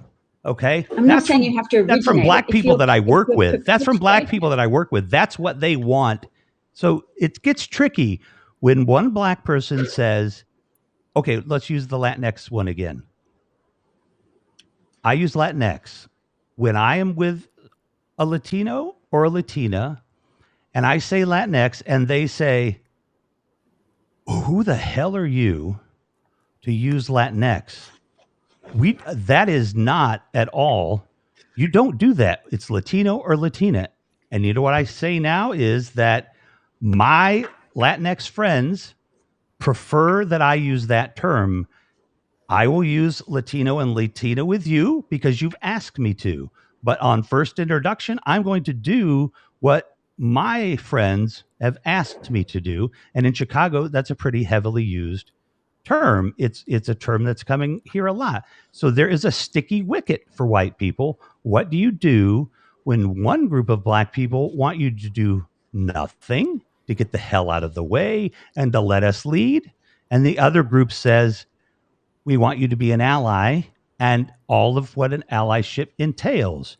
Or a group that I'm pretty heavily involved with says, I would really prefer that you call it being a co-conspirator, and it does make sense because you have to fight the power. Being an ally is not the same thing as being a co-conspirator. Co-conspirators, remember, they're on the other side. With, right? You're co-conspiring You're conspiring with black people to take out white privilege, white society, white justice. Yes, 100%. That's what you're doing. Yeah. So when you use the terminology of co-conspirator, even if you're being asked to do that by some black people you work with, okay, you're co-conspiring. You make it sound like I don't, but okay. To take out white justice, to take out white society. Mm-hmm. If there are two potential pathways forward, and one is change through legislature, through achieving political will and momentum and growing a majority of people who support your approach. And then so that's one approach. Mm-hmm. Hasn't worked well for black people for a few years. Sure. Nothing's ever changed for black people. Everything's uniformly bad. Oh, I said it hasn't worked well. I didn't say it didn't work. Okay.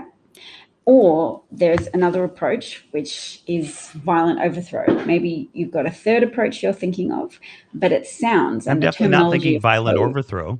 But it does sound... It hurts when you hear me talk like that. Are you aspiring to achieve majority consensus? Are you aspiring to conscript enough people around to your point of view that you think it will be achievable through minority decisions? I'm kind of okay with that. Overthrow? Are you co-conspiring with a minority of people to overthrow the majority? Yeah, I'm kind of conspiring for that. We had white presidents for 250 years. I think we could have black presidents for 250 years, equal it out a little bit. I'm for reparations. I don't know if there should be cash reparations or if they should be economic reparations.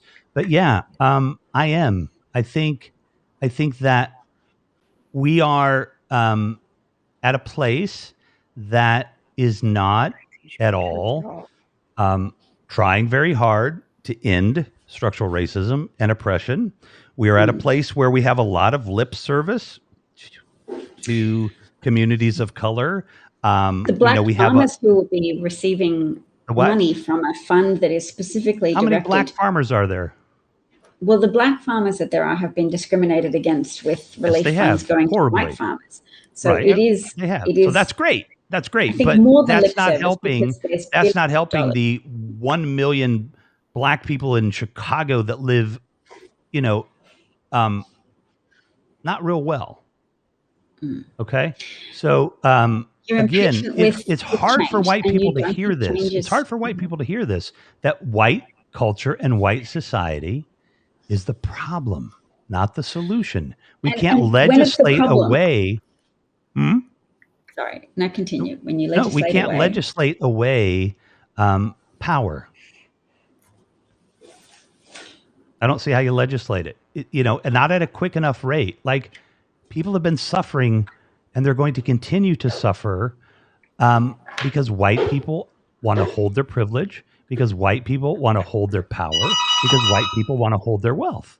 I mean, well, if you can't legislate away power, then why would the Koch brothers and the Mercers and the various white Christian billionaires in America, why would they work so hard to prevent Democrats from holding power? Why would they work so hard to prevent anybody legislating away their power? No, John, I'm not. Actually, I'm American-centric. It's no different in LA. It's no different in New York.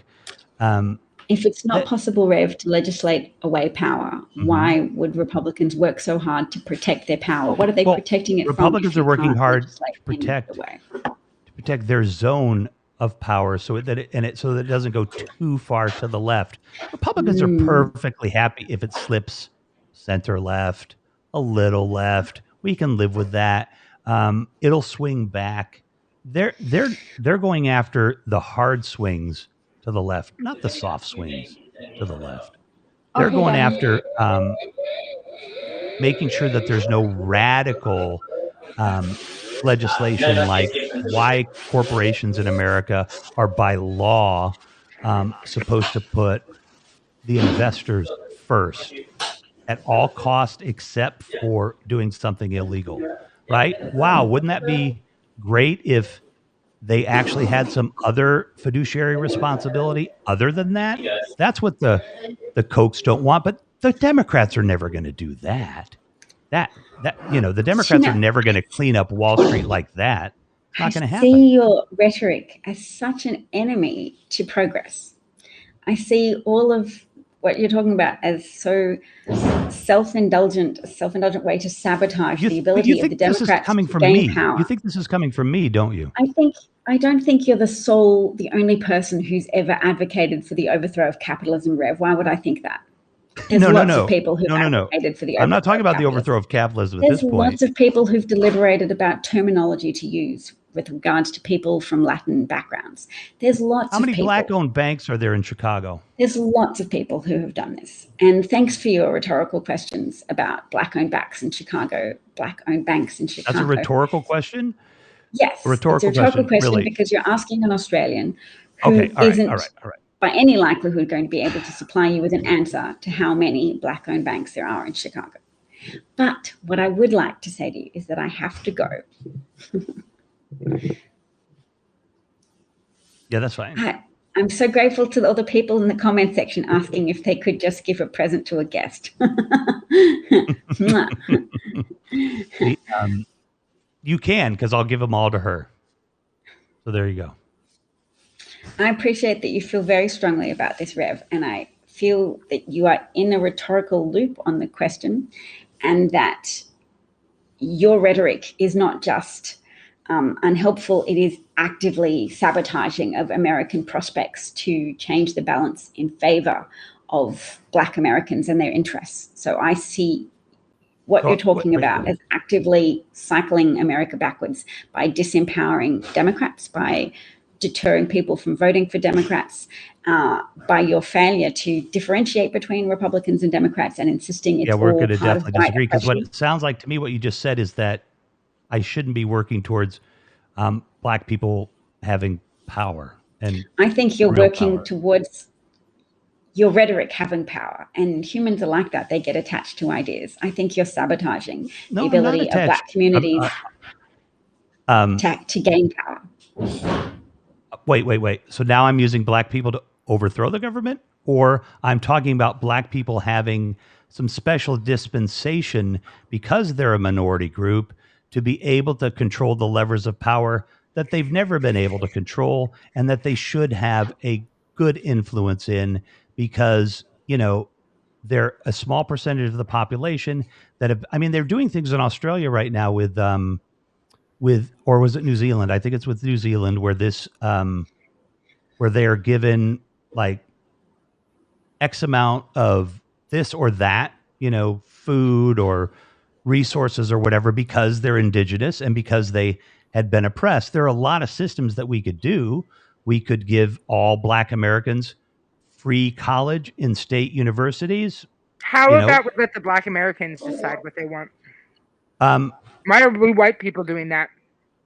No, the Black Americans should be the ones to decide what they want to do. But I certainly am going to be here to speak against white Americans that aren't allowing these things to happen. So I know you want to go, Dev, so I don't want to keep you here. No, it's okay. My husband thought something was being delivered, but it turns out something else was being delivered. So I don't have to turn off the internet just yet. I can. I don't know, Sheldon. Go live in Englewood for a while and make that statement. I don't think you have a mechanism. I think you are very good at identifying some problems, but your mechanism for addressing those problems is not sound, is not achievable. And the fact that you're fixated on describing these problems as if your proposed mechanism is achievable is no, wait a minute. Is my proposed mechanism my GDP thing? I'm not sure, because I asked you what you wanted to happen and you kind of ranted about something tangential to that. No, look, I have not put one proposal to well, that's the good. Then you're very small my example. For criticism. The GDP thing is my example of the way that it would be groovy if we did it. I'm not proposing that I'm going to be the one that makes these decisions on how we do it. I'm saying communities, marginalized communities, have to have the right to be able to artificially have more power, just like we do. So wait a minute. So then would you be for or against affirmative action in this country? Oh, lots of affirmative action. Right. Well, that's all I'm talking about is affirmative action for marginalized communities in mass as it relates to the levers of power, to the ability to, legislate. So, for example, if I get one vote, maybe for the next 100 years, people of color get 3. I'm just throwing it out there. There's fights that are going on right now. There's a lot of different states that are actively working to disenfranchise African-American voters, as Phil points out. They are not Democratic state legislatures doing that. They are Republican-controlled state legislatures. And the blurring of the boundaries between the two parties and this insistence of some overarching... That's what you're stuck on, is the blurring. Yeah, because it's counterproductive to political power. I'm involved in mechanisms that achieve progress, and you're not so much. I look forward to when you come here and we can have this debate in other circles than a place with probably mostly white people, probably. Bernadette's here. And there's a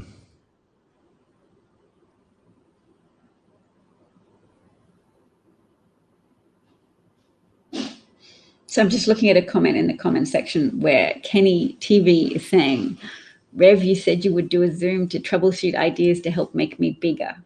Is he talking physically bigger, or is he talking profile bigger? I don't remember, actually. I think he wants to be, bye, I'm white and out. Yep. We hear that a lot. Kenny, just DM me, buddy. I'm not exactly sure what you're talking about. I think somebody like Bernadette knows what I'm talking about, and probably could speak to it much better than I can. I think we'll have, I will try to have some guests in the next intervening weeks that will speak to these issues that I don't speak eloquently about, because I'm a bloviated, fat, mean white man who doesn't know when to shut his mouth sometimes. But we'll bring some guests in here that will probably share my point of view in much more depth, that can speak to these ideas that I don't think are being represented here at all, and I think are being pushed back against, because I don't think that marginalized people see any difference between a conservative and a liberal. In fact, I can guarantee it. You know what? Soft genocide was just perpetrated against people in marginalized communities by the Republican Party. Yes. By the actions of the Republican Party. Yes. And that but they will tell you that they have said, I mean, like that, okay, let me give you the analogy here. Yes, you know where I'm coming from. Thank you, Bernadette. So here's what Black people have said to me when you bring up the argument that you have this soft genocide against them. And here's what they'll say. When I walk out of my door, now I have a new thing that can kill me. Okay? Mm-hmm. But I already have cops that will kill me just because I'm Black. They will put their knee on my neck and kill me because I'm Black. Then I have politicians who are oriented towards the wealthy, and they will pollute my neighborhood because they can, because I'm Black. So now there's 3 ways they can be killed. I can go to 6 or 7, all right? COVID to someone like that doesn't mean anything because it's just another thing that can kill them. They don't see a difference between Trump killing them or white structural racism killing them or corporate America dumping shit in their backyard killing them or racist policemen killing them. What they see is people killing them.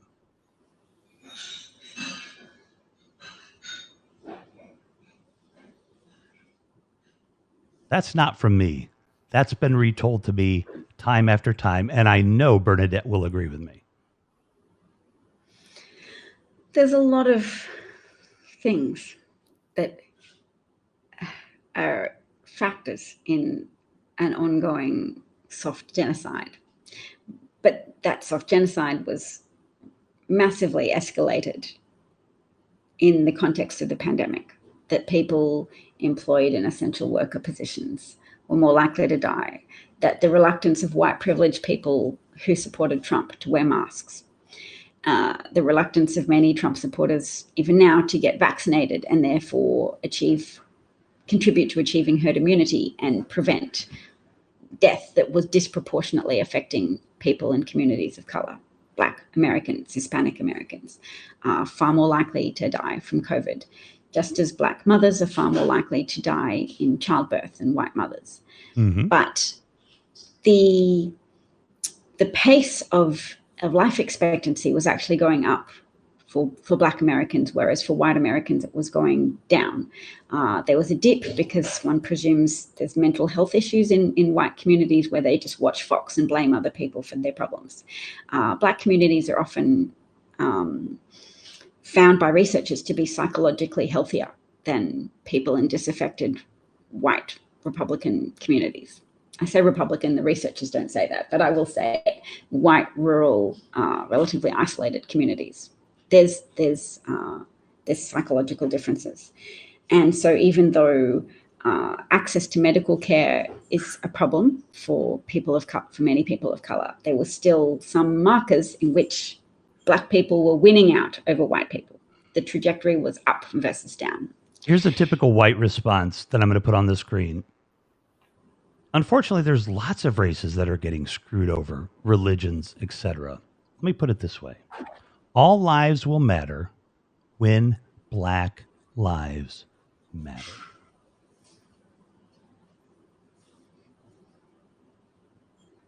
Yeah. Jacksonville in Mississippi, also a very predominantly Black population where they haven't had clean water for a few weeks now, and it's not getting a great deal of airtime. So when environmental justice issues are disregarded, when those things are disregarded, when opportunities are given to withhold empathy from Black people, then problems grow and creep and extend. So I agree with you, Rev, that all people are made more unsafe because of the ongoing disregard for the interests of Black Americans. And the interests of white Americans have actually been advanced in the wake of advancements for Black Americans. So the civil rights movement didn't just win rights for Black people, it helped improve the life and well-being of millions of Americans who were white. So saying there is no significant difference between the parties still, and that people of color don't feel any significantly more oppressed just because COVID was a pandemic that was purposefully exacerbated by the actions of a Republican president and his Republican cronies around the US. Sheldon, color blindness is racist, dude.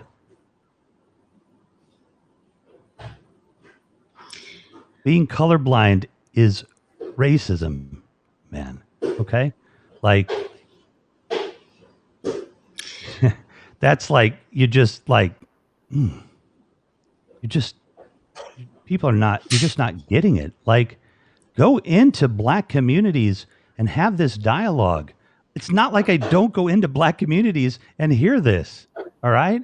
This is not me making this shit up. We have one Black person in here, Bernadette, and she gets it. She agrees with it. So we're going to, because it's me saying it and not Bernadette, who's never come up here that I know of, but who's agreeing with me, we're going to dismiss her. We're not going to dismiss her, and we're not dismissing everything you say just because I've disagreed with a lot of it. No, it's fine that you disagree. I don't have a problem with that. But for Sheldon to say colorblindness is like, it's just not getting it. It's not getting it. No, that's not everybody is at simultaneous arrival at all points of the journey to understanding about issues that afflict America. But so he can jump on me and call me like Pol Pot, and it's fine. But I call him out on his not understanding of colorblind racism, as a, like, I'm the bad guy. You're not the bad guy for pointing out that colorblind is not a useful measure for evaluating anti-racist success. Colorblindness is a defunct strategy which actually sabotages progress. Yes, we can agree on that, you and I, and Sheldon will probably get there. He probably hasn't listened to explanations of why colorblindness hurts, because when you're blind to color, you're blind to the problems that have been endemically inflicted on the Black population of America, and that have compounded over time. If you're colorblind, you're firming up your resolve to not notice these problems, and that's not what we need. We're still trying to recruit allies and will address. Who will? You agree with that? It doesn't automatically adjust. The progress is not linear. The arc of history is not straightforward. So Sheldon's just trying to probably combat what seems to be a resolve on your part to overthrow society. And I know you deny that that's your resolve, but it kind of seems to be. Listen, hold on a second. My personal desire to overthrow society was kind of feels like way too represented tonight. Okay? I let that come out when I shouldn't have. You did. Huh? You did. Huh? You did let it come out. I did let it come out. And it was way overrepresented tonight. And, I can't do that because it isn't helpful. And I know you have to hide it. Yes. Secret communist. But the dialogue that I feel like we've had for the last 10 or 15 minutes is much more productive than it was for the first hour and a half where I was a bloviated dickwad. So somebody already said in the comments section that they applaud self-deprecating humor on your part. And trying to apologize, yeah, I accept it. I accept your apology. No, I appreciate it because I really was like, I don't know what the hell was wrong with me. Other than, you know what? I don't want to come up with an excuse. It was wrong. But look, Sheldon says that it's a poor choice of word. He retracts colorblind. Yeah. And Sheldon and I have talked before. We like each other. I mean, he's, I guess, was it on Haps? It had to be on Haps because I've seen him. It couldn't have been Periscope. Ask Dr. C to join next week. Oh, there you go. There you go. Wow. That would be great. That would be great. Dr. C would be great. You're right, Bernadette. That's part of the problem with having a program. It's a problem that you run into around any issues when you're the white person, right? I mean, Eleanor says it like, why don't you let black people figure that out? Yeah, you're right. But I'm talking to white people about what their problem is, not specifically talking to Paul, not specifically addressing this to black people. It is more like the idea of the counterinsurgency, the co-conspirator, which is it's our responsibility to understand it. It's not the responsibility of a black person to tell us why we're racist. It's our responsibility to tell each other. Of course, it's our responsibility. We built the system. We need to break it down. Exactly. We need to. We broke it. What? We need Eleanor, to fix we need it. to what? What did you say before that? Break it down. Break. Oh, that's almost like burning it down. Stop. I'm all about burning it down. Come on. No, I 100%, went sideways there tonight, and because I'm very passionate about the fact that the communities that I have been in and out of in Chicago, and you said about, what the average lifespan of a North Sider like me is 90.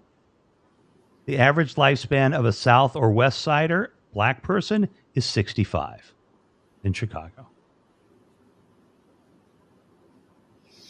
And that will have fallen because with COVID, the number of black Americans who died meant that black life expectancy has fallen.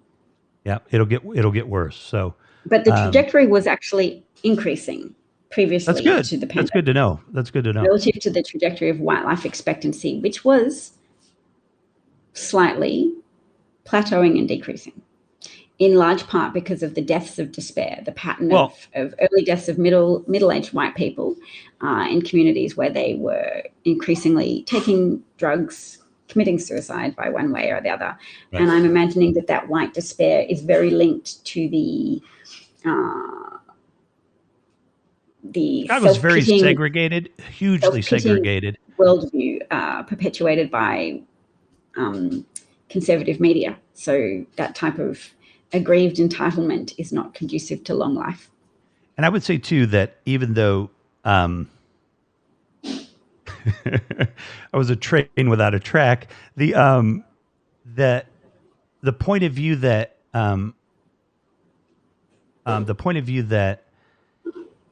you have is 100% valid. I'm not saying it's not valid. I'm not going to validate my point of view, but I don't look at it again as a issue between the parties. I look at it as an issue between white Americans, one who is comfortable in their racism and one who isn't. And I see the utilitarian value of that perspective as being worse than useless, because there's a utility to understanding racism. There's a utility to understanding the problems that beset America in a broad sense. But if you then sabotage the political will to oppose the party where racism is concentrated, it's not limited to, but it is concentrated in the Republican Party. So Democrats are not absolved from racism. There are still racist motivations and power protection rackets in the Democratic Party for sure. But racism and concentration of wealthy white power is concentrated in the Republican Party. And if you detract from that, if you say things to weaken people's conviction to vote out Republicans, then you are perpetuating the problem. Do we know the political affiliations of the top 15 wealthiest Americans? I would be shocked if they were Republicans in the majority. In fact, I think that probably isn't true. Well, I don't associate wealth with being a racist white Christian billionaire. I denounce the racist white Christian billionaires who work to overthrow democracy in America. I don't think that Bill Gates is absolved from criticism. I don't think that Jeff Bezos is absolved from criticism. But I don't think they are funding the overthrow of American democracy as much. Right, but that's where we're different right now. that is so that is clear. Yeah, you and I'm think that not. wealth is You're talking inherently about the evil fascism right because now. you're a I'm little not talking about communist. the fascism. I know. Which I'm 100% on your side with the You want to fascism. I'm divide right up there. the GDP amongst everybody in America as Well, that's reparations. me. That's me. Yes, Yeah, I that's would. you. I'm fine with that. Me personally, but that's not my politics. That was just me giving out my personal, you know, dream. Let's say my politics are pretty hard left. I think that I mean, the post office is socialism. The fire department is socialism. The police department is socialism. The welfare office is socialism. Almost every government service is socialism. The only people that live in a capitalist, so the majority of Americans live under capitalism, but the 1%, they live under socialism. They don't pay any real taxes. They don't. They have everything from a government standpoint is given to them. They don't have any. There's nothing detrimental. They kind of have a bit of a free ride. So, And they get the tax breaks from the Republican Party. And we don't I don't blur the think the lines. Democrats have eliminated tax breaks or going to a simplified tax system. I don't think they've ever tried to People make who it introduced fair. the massive tax break for wealthy people I do. was the Donald Republican Trump. Party in 2018. Right. Very decisively, very conclusively, very. I get that. But it's not. The Democrats aren't, flipping the script. Usually, they never completely unravel it. It just keeps snowballing. I mean, the thing is, oh, why did your comic get blocked there? That's not good. Oh, it's probably just. Hold on. See. I gotta go. What does it have to do with Asians oppressing Asians? Have to do anything with white people oppressing black people in America, Sheldon? What are those? I think he's trying to combat.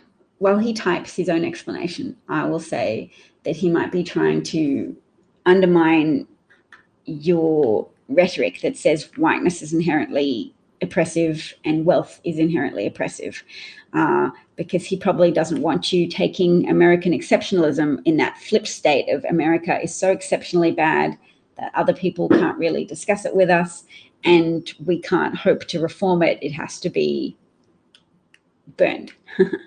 So Sheldon's operating defensively to try and point out that white people are not the only dispensers of colonialist oppression.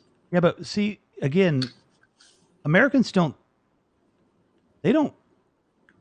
we left the colonialists 250 years ago.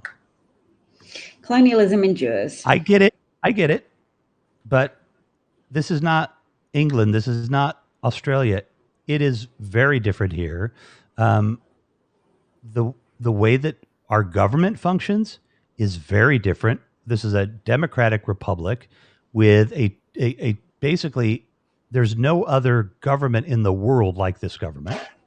No, when the Americans invade a country and take over that country, they don't install a democratic republic with three branches of government. They put in a parliamentary democracy. That's what is installed.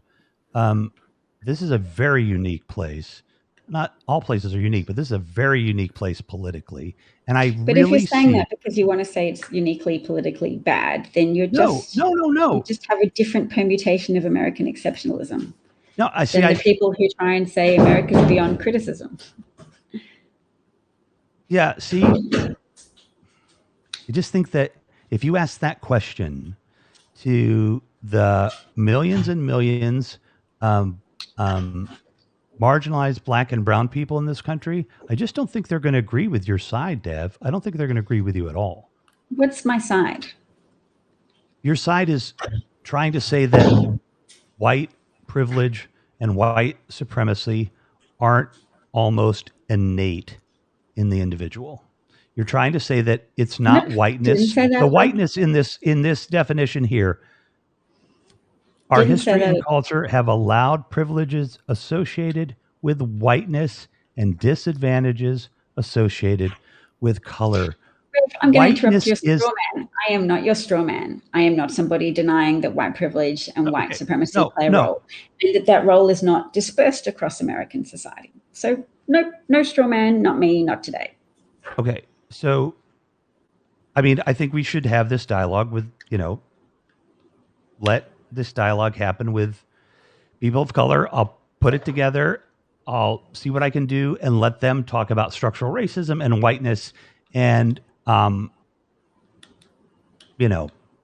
and I are both in complete agreement that structural racism is a thing and that it oppresses people of color in ways that many white people haven't even begun to consider. So we're in agreement on that. Difference was in I denounce what I see you as doing, which is I see you as blurring the distinctions between the Democratic and the Republican Party, which I think diminishes political will to vote out Republicans and therefore to stop some of the people in power who have sought to disenfranchise Black Americans, who right now are massively working to disenfranchise Black Americans, take power away from them, take voting power away from them, and therefore take their ability to vote for better access to clean water, for the lead paint being removed from their houses and not just from the houses of white people in white neighborhoods. Michigan is generally considered a blue state. Flint, didn't get fixed after the Republican governor went away.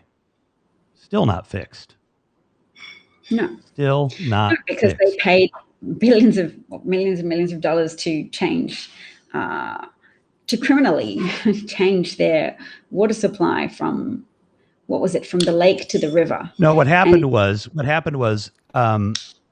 basically there was a water source, probably the lake, and there was some expense that had to be incurred. There was some expense that had to be incurred that they didn't want to pay. So they're like, well, let's just divert the river water to them. It's water.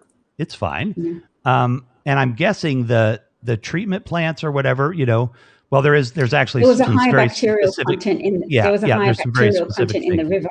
So the additives they had to add to reduce the bacterial content of the water from the river was corrosive and corroded the lead pipe. The lead and the pipes were old, but that gave rise to a very high degree of lead in the blood of the people living.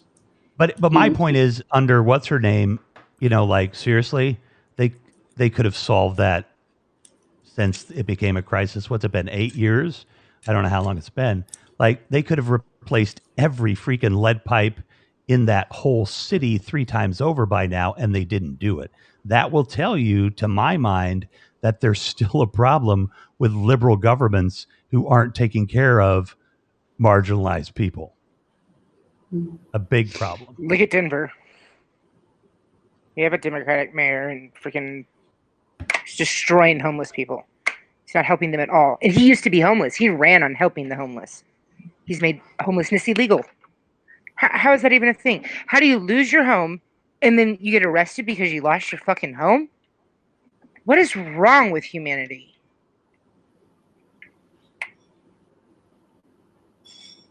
Yeah, so, I mean, I just think you and I have just a fundamental...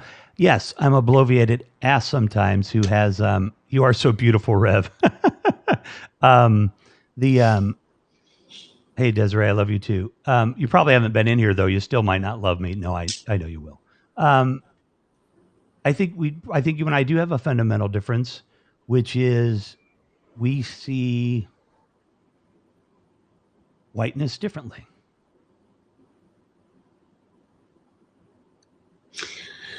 I think you have a rationale that excuses you from pursuing solutions. Again, why am I not? Because you're confounding the problem. So instead of the problem being individuals who act in bad faith, who act to hurt African American people and disempower them.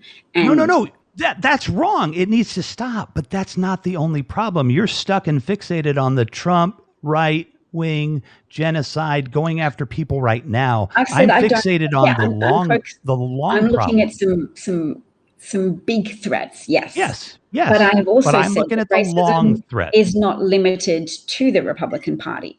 I have said racism is concentrated in the Republican Party. But- so you can right. bring up all sorts of incidents of Democrats acting in a way that hasn't been sufficiently effective or sufficiently caring about the plight of Black Americans. And I'll say none of that contradicts my premise of racism is concentrated in the Republican Party. And when you argue... No, I will disagree. I will overlook disagree. that. I will disagree. Racism is endemic in white America. Yeah. And across the again, board. saying that racism is concentrated in the Republican Party does not contradict a stance that says racism is endemic. It can be endemic and prevalent. That's fine. Oh, but yeah, still that's fine. concentrated. I'm just saying you're And when concentrating on the now, and I'm concentrating No, on. I'm not, because I also want things to be better in the future, and I also want to make progress. I'm saying towards tonight you have been concentrating on Trump and fascism and those issues around racism, and I haven't been focusing on that. I'm not just talking about Trump. I think since Ronald Reagan, the acceleration of concentrated racism in the Republican Party, since after the Civil Rights Act, that's been a thing. And when you don't acknowledge the thing, you can't respond effectively to the thing. I don't know. I really it diminishes your ability to respond effectively to the thing. So that's my... How is this guy still not blocked, dude? Who? Boston Tea Party. He's a massive racist, but he's applauding you. Oh, Massive well, let's. racist. Yeah, I know why. Okay, I get it. Yeah. He's just trying to get at He's trying to get at you. Let's see if I can mute him. There you go. He's in Twitter, so you're not going to actually be able to. You have to go to Twitter. Yeah, I have to go into Periscope Yeah, or because something. I blocked him on... You can block him on Twitter and play. Yeah, let me try and block him. What is he? Boston Tea Party. No, I really think that the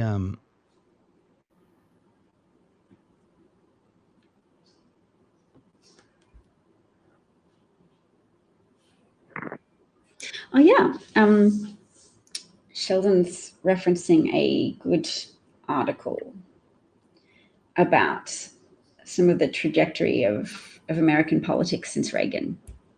I mean, Reagan was very racist. I saw his daughter said, of course he was. "Oh, I cried when I heard on tape that my father had referred to African diplomats as people from African nations as being monkeys." That he was very racist, and he used propaganda to try and mischaracterize Black Americans as welfare cheats and welfare frauds, and set up a dynamic in America that has for a long time led to poor white people voting against their own self-interests, because they will perish from lack of access to Medicaid, but still vote for people who refuse federal help to expand Medicaid because they don't want their tax dollars going to Black people or Mexican people.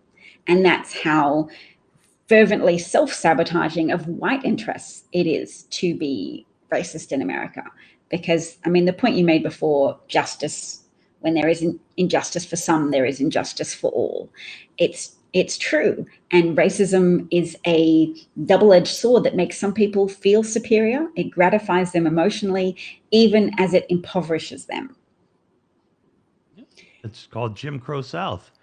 You know, they made the white people think that they were slightly better than the Black people, and that was all they needed. And that's kind of all they need now. You know, that's the way the Republican Party gets away with what they get away with. Yeah. So don't call me as limited to focusing on Trump, because I'm not. No. I'm very interested in the broader swathe of American society and the pattern of history from Reagan going forwards. My understanding of American politics and society is definitely not as developed as someone who's actually lived in the country.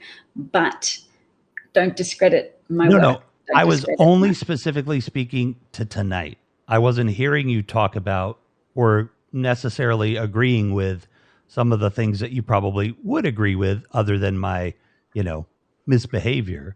But I think you're finding an excuse to disagree with what I've said tonight. No. I'm giving you my perspective. All I was hearing was what I hear a lot from you almost all the time, which I always, which I agree with, and which is what we talk about, which is all the problems that the Republicans and Trump have done and what we need to do. But Well, there you go, Greg Johnson. the This imminent country threat was from built of Republicans racism, now. 3/5 compromise. That is what I'm talking about. That's what you can't undo with an amendment. That's when you need to write a brand new constitution that directly acknowledges that 3/5 statement is actually gone from the Constitution, that the 14th Amendment actually doesn't, because we still have slavery in prisons here. We haven't talked about the industrial prison complex that directly enslaves Black people for profit in this country. And that slavery was allowed to continue by With the this provision that you system can use the of enslaved prison. labor of Yes, incarcerated people. Yes. right, Yes. right. We So will no, talk. Dev, listen, you are my political like hero mentor, like your ability and understanding of everything is, it's a billion years ahead of mine. And what I painted myself into the corner of was that I went a little correct. The racism is tied to the economics in this country. Under Republican leadership, especially the division of race and the suppression of blacks, kept the population focused on racism while the greed flourished. Oh man, there's a lot there to unpack, Sheldon. But I'm not going I to can try do to it unpack. easily. It's that same famous quote that says you can get the votes of the most impoverished white person provided you tell him he's superior to someone Right. from a different demographic group. That's an easy one. And yes, that does allow greed to proliferate when you make the issue a culture war of saying, don't worry, we're not going to let affirmative action take away your status or privilege. And people who are conservative, white, and Christian are more likely to believe that they are being discriminated against as white people. They are more likely to believe that Black people are being unfairly advantaged. And that belief, if you find it in someone, is a big predictor on how they will vote. The Republican Party is the outlet for people who feel they have a grievance against Black people because they feel that they are discriminated against. Joe Biden wasn't And really that's friendly not with. limited to the Republican Party. I know there are also white Democrats who also would still Like Bill oppose Clinton. on some level affirmative action.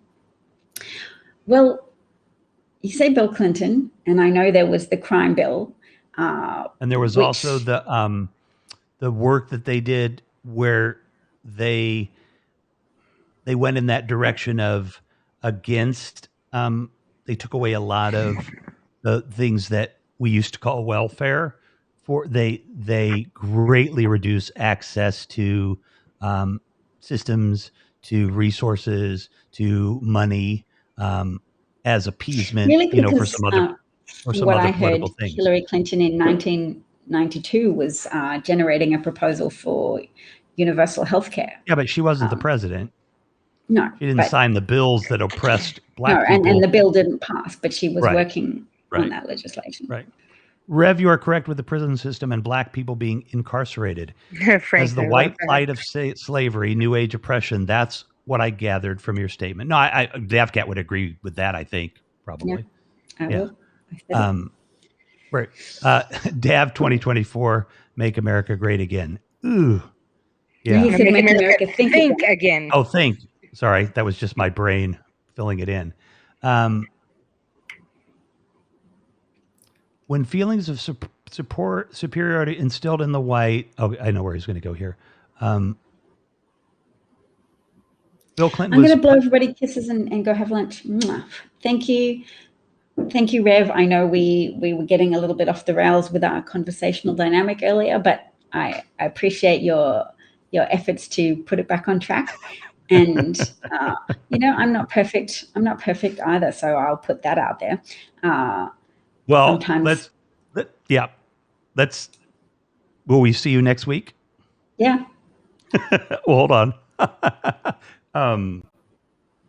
Again, I appreciate you so much, and I feel terrible because, I didn't. No, you don't have to feel terrible. I can hold my own. So. I know you can. But you're my friend, and I appreciate it. All right. Well, take care, everybody. Thank you, Indoor Smokers.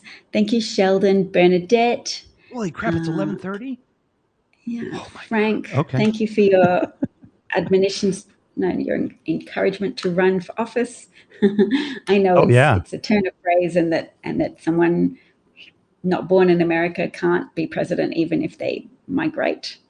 Although I don't hold the Constitution to be static, that's why there are amendments, and there can be additional amendments. And have I thanked everybody? Bernadette, Sheldon, Molly. Molly's there too. Thank you, Molly.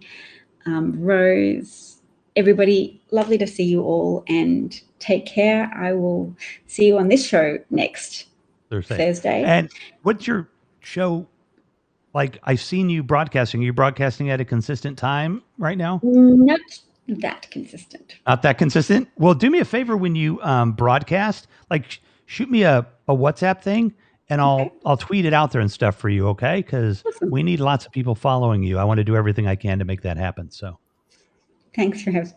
all right, Dev. Take care, everybody. You take care too.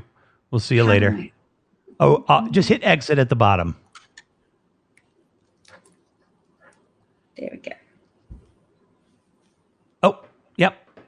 See you later. You're here, but you're fine. You can just close your browser. She's awesome. She's amazing. She's probably the best thing that that you can find on this platform. Oh, there you go. DavKat's link tree there. So, hey, Anna, what's up? You, hi. If anybody wants to come up and say hi, we're not going to debrief on this, but feel free. And to be continued, says Eugene. But let me know real quick, because otherwise I'm going to jump, and we will be here tomorrow with. Oh yeah! Oh my gosh, you guys, seriously. Let me find my feed. You really need to be here tomorrow because Olivia Robinson, who has a app. So this isn't the first app of its kind, but is an app to help promote Black-owned businesses, and also she's got a little twist on it that I'm going to let her talk about with mobile, and she calls it mobile businesses. So in a lot of Black communities here in the U.S. anyway. Thank you, Sheldon. In the U.S., she's amazing. Thank you, Rose. In the U.S., I'm so happy to see you, Anna. I haven't seen you for a few days. She calls it mobile because what she's doing is there are a lot of Black businesses that don't have a physical location, or they change locations, or they cook food and they do these different things. So she's trying to make these type of businesses available. She's trying to increase Black buying power. The Black buying power, whatever it's at about 1.5 trillion, which is a little smaller than the Canadian economy. So there's a lot of Black money out there, but Black businesses, only 2%. I believe the number is only 2% of small businesses are Black-owned businesses. It's a really tiny number. So if we can get that up, there's definitely apps out there that are doing this. She's not doing anything new, but she does have a new twist with this mobile idea, and she's then going to. Well, anyway, I'm gonna let her explain it. Just please come tomorrow night and support Olivia Robinson. There are just an amazing amount of guests that are going to be coming in the upcoming weeks that I've been connecting with, that I would like you guys to support. Despite my tantrum, I guess today, despite that, I'm working really, really hard to bring people to this platform that wouldn't normally get the chance. And then, look, everybody, before you run, Eleanor, put your Cash App stuff in there, please. No? You want to?